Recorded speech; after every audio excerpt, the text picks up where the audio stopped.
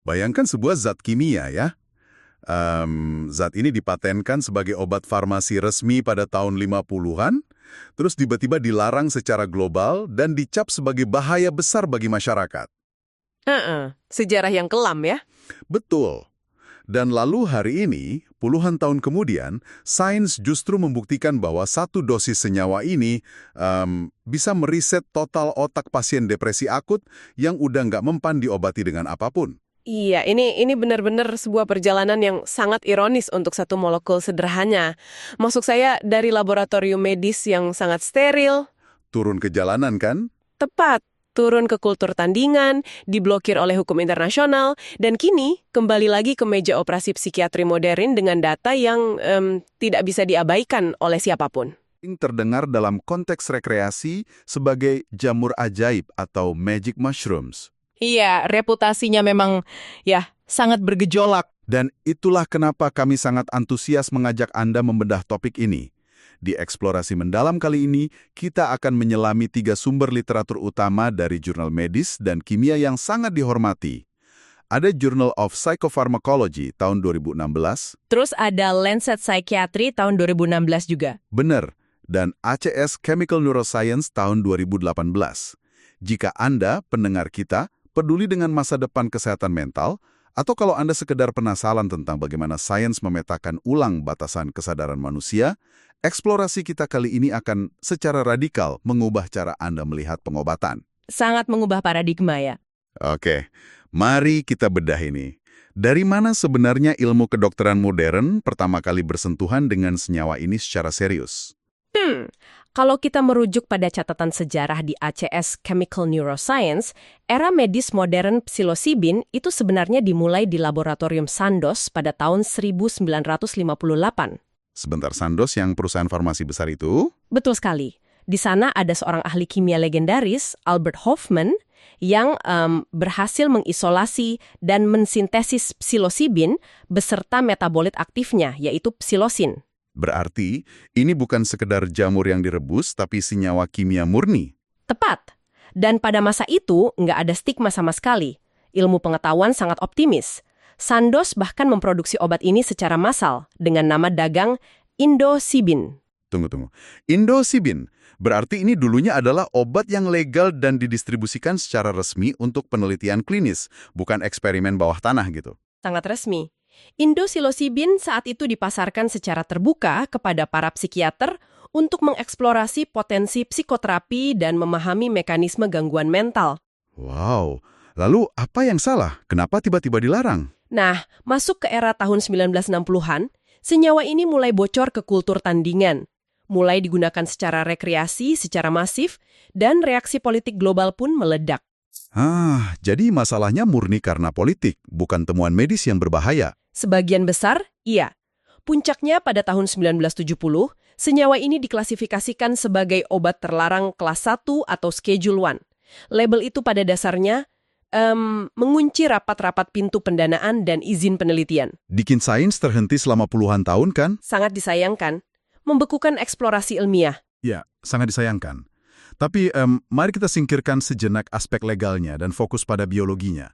Karena literatur kimia ini menunjukkan bahwa cara psilosibin berinteraksi dengan tubuh kita itu sangat tidak biasa. Iya, proses masuknya sangat unik. Kalau saya nggak salah baca, molekul ini pada dasarnya nggak diizinkan masuk ke otak kita secara langsung, bukan? Tepat, otak manusia itu memiliki sistem keamanan berlapis yang sangat ketat, disebut sawar darah otak atau blood-brain barrier. Kayak semacam tembok penjaga gitu. Iya, Anda bisa membayangkannya sebagai dinding lemak tebal yang bertugas menyaling apa saja yang boleh masuk ke pusat saraf kita. Nah, masalahnya, senyawa psilosibin murni itu sangat larut dalam air. Dan dinding otak tadi terbuat dari lemak. Betul. Dalam kimia, kelarutan ini diukur dengan nilai log P. Psilosibin memiliki log P sebesar 0,03. Angka yang sangat rendah ini berarti dia tidak lipofilik. Oke, jadi dia tidak bisa menembus dinding lemak otak tadi. Tidak bisa sama sekali.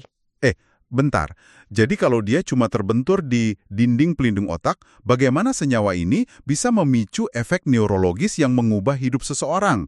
Pasti ada semacam mekanisme penyelundupan di dalam tubuh kita, kan?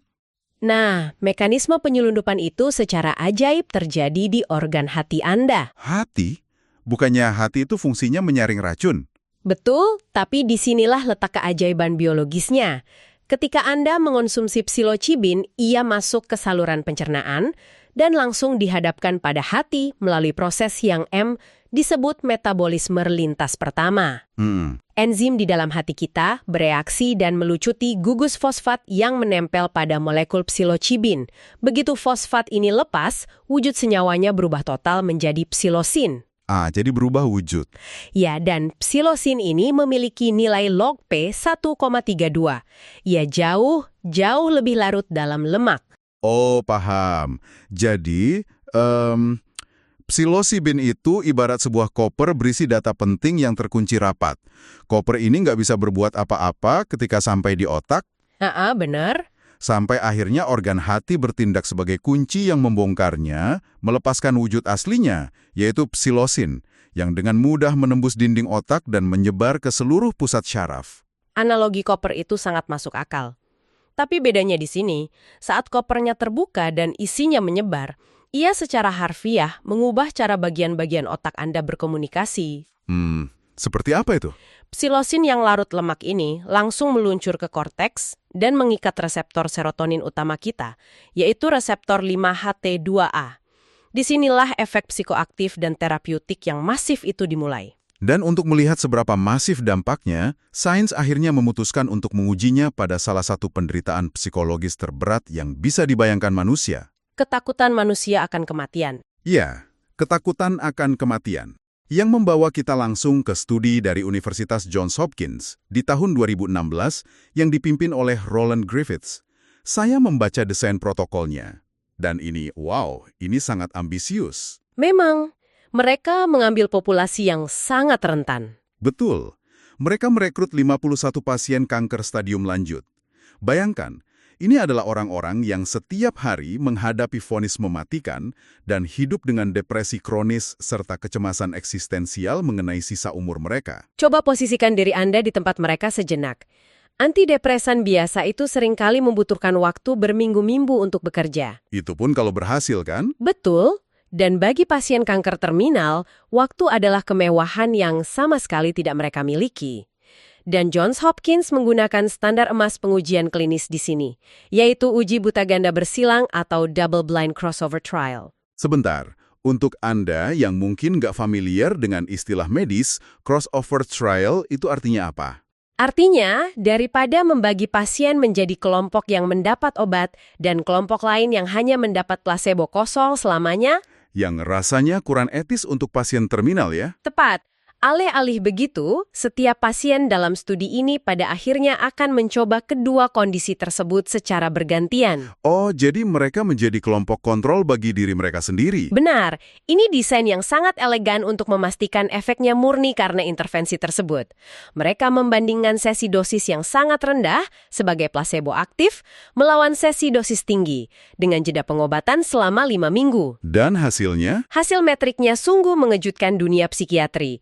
Depresi dan kecemasan mereka turun dengan drastis, indikator kualitas hidup, optimisme, dan penerimaan terhadap kematian meningkat tajam. Luar biasa. Tapi yang bikin studi ini benar-benar bersejarah adalah ketahanan efeknya. Pada tindak lanjut 6 bulan kemudian, sekitar 80% pasien masih menunjukkan penurunan gejala klinis yang sangat signifikan.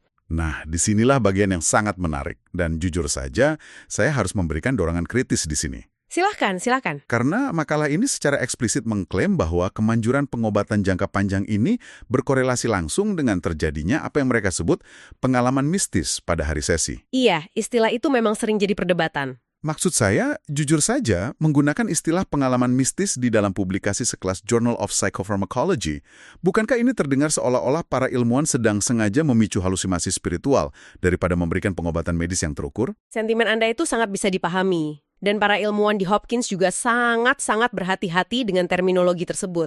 Jadi mereka nggak bicara soal hal-hal goib, kan? Sama sekali tidak. Mereka tidak mengukur sesuatu yang supernatural. Pengalaman mistis di sini dioperasionalkan melalui instrumen psikometrik yang divalidasi dengan ketat, namanya kuesioner MEQ30.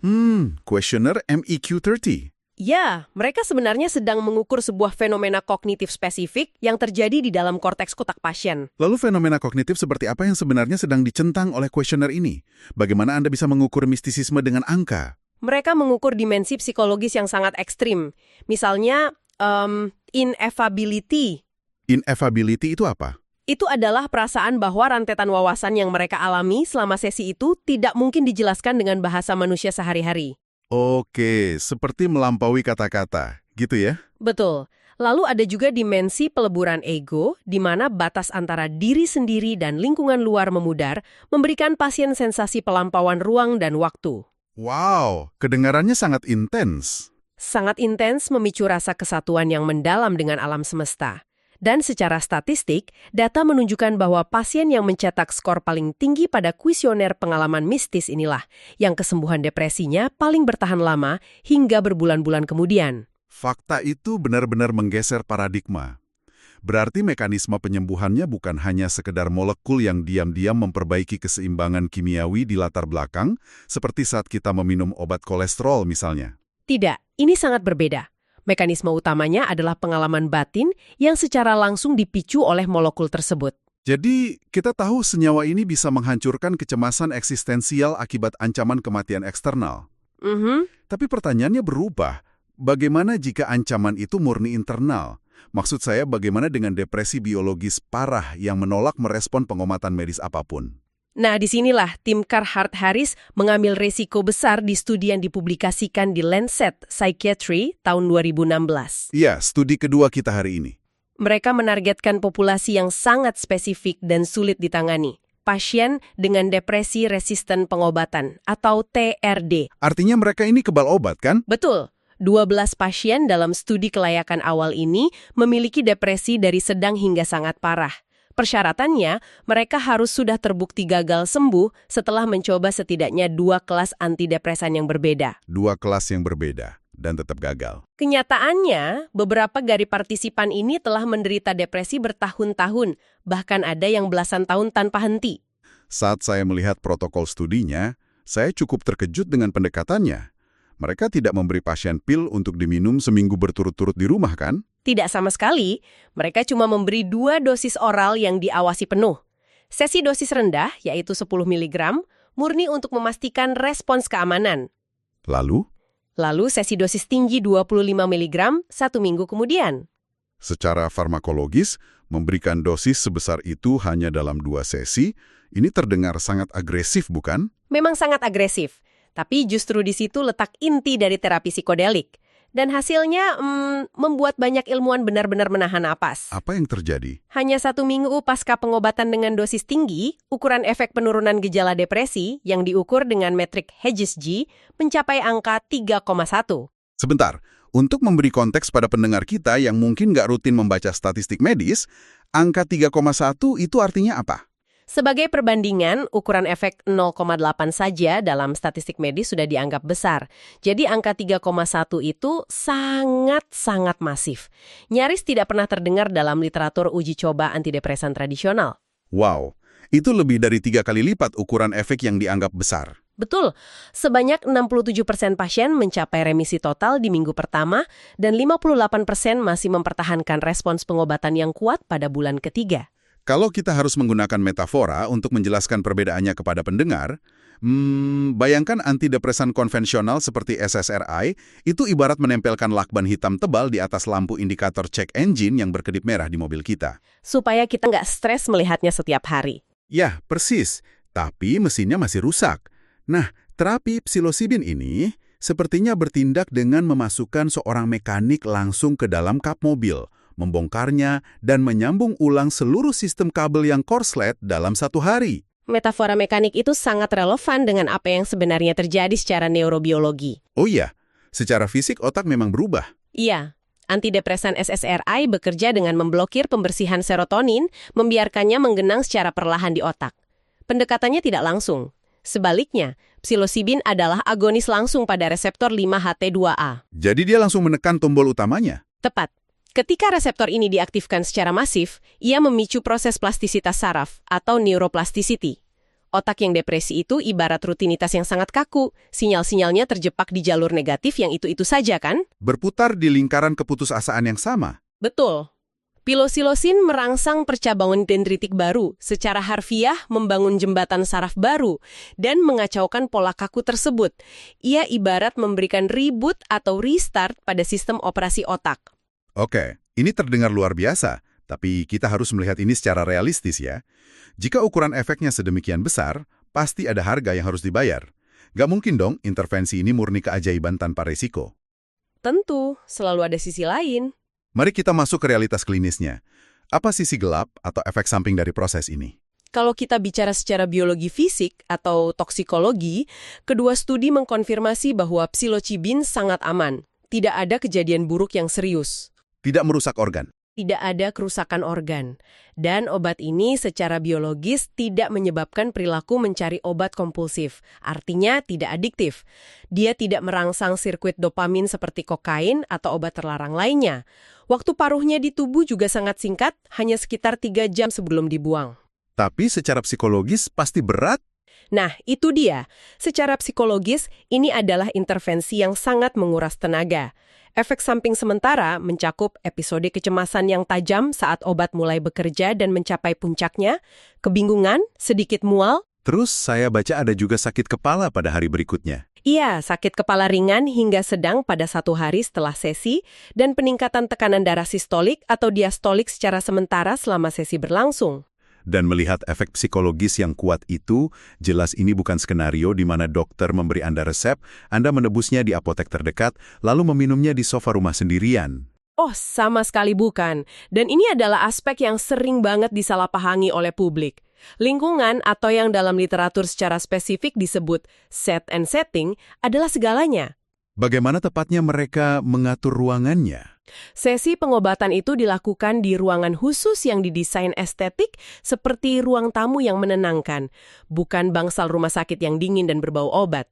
Berarti ada upaya membuat pasien merasa sangat nyaman. Sangat nyaman. Pasien diminta mengenakan penutup mata untuk memblokir distraksi visual, mendengarkan daftar putar musik melalui pelanteng telinga. Dan yang terpenting, mereka tidak sendirian, kan? Tentu saja tidak. Sesi ini diawasi secara penuh oleh 2 pemantau klinis yang sangat terlatih. Nah, pendekatan para pemantau ini menarik karena sifatnya non-direktif, kan? Maksud saya, mereka tidak mengajak pasien mengobrol atau melakukan terapi psikologis aktif saat obat sedang beraksi hebat. Betul, pendekatannya sangat suportif tapi tidak mengarahkan. Mereka membiarkan pasien menghadapi isi pikirannya sendiri, menyuruh mereka untuk percaya, lepaskan, dan bersikap terbuka, betapapun menakutkan wawasan yang mungkin muncul. Jadi mereka cuma duduk di sana? Pemantau ada di sana murni sebagai saw atau jangkar keamanan.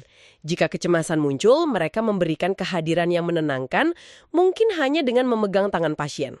Lalu kapan terapinya dilakukan? Proses terapi bicara yang sebenarnya untuk membedah maknanya baru dilakukan pada sesi-sesi integrasi di hari atau minggu berikutnya.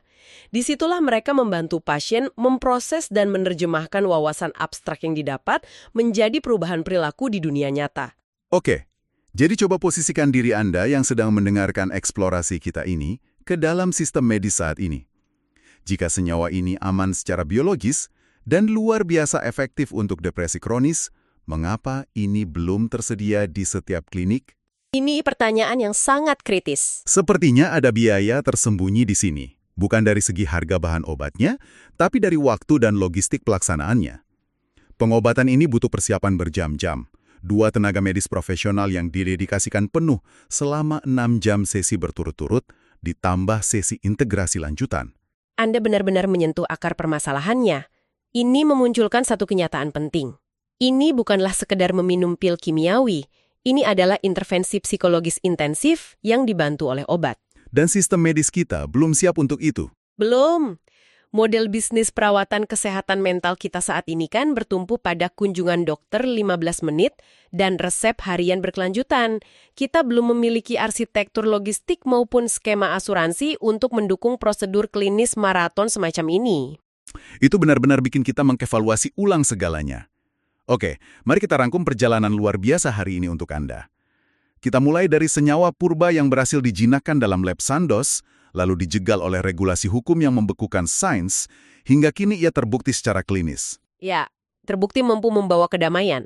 Mampu membawa kedamaian bagi pasien terminal di ambang kematian, dan secara harfiah meriset otak pasien depresi akut yang telah kehabisan harapan. Temuan-temuan ini menurut saya menghancurkan paradigma usang tentang pengobatan kesehatan mental. Sangat. Anda bisa melihat bukti nyata bahwa intervensi singkat, asalkan diberikan di lingkungan yang tepat, dapat mengubah lintasan hidup seseorang yang telah menderita selama bertahun-tahun. Benar sekali. Dan sebagai penutup dari bedah literatur ini, saya ingin meninggalkan Anda dengan satu pemikiran provokatif, sesuatu untuk Anda renungkan sendiri, yang mungkin tidak dibahas secara eksplisit dalam literatur, namun terbangun dari fakta-fakta hari ini. Apa itu? Jika sebuah intervensi kimiawi murni di dalam otak, sebuah molekul yang di metabolisme organ hati lalu menempel pada reseptor serotonin, mampu memicu pengalaman mistis yang secara permanen menyembuhkan ketakutan primal manusia akan kematian, apa yang sebenarnya dikatakan hal ini tentang dasar biologis dari spiritualitas manusia itu sendiri? Pertanyaan yang sangat dalam. Apakah spiritualitas, pencerahan, dan semua perasaan transendental yang dicari umat manusia hanyalah persoalan reseptor serotonin di dalam korteks kita? Ataukah senyawa kimia ini justru bertindak layaknya sebuah jembatan biologis yang membuka pintu menuju sesuatu yang jauh lebih besar? Itu adalah misteri besar berikutnya yang harus dipecahkan sains. Dan sebuah pertanyaan yang sangat layak untuk terus kita pikirkan. Kami mengucapkan terima kasih banyak kepada Anda karena telah bergabung dalam eksplorasi pikiran ini bersama kami.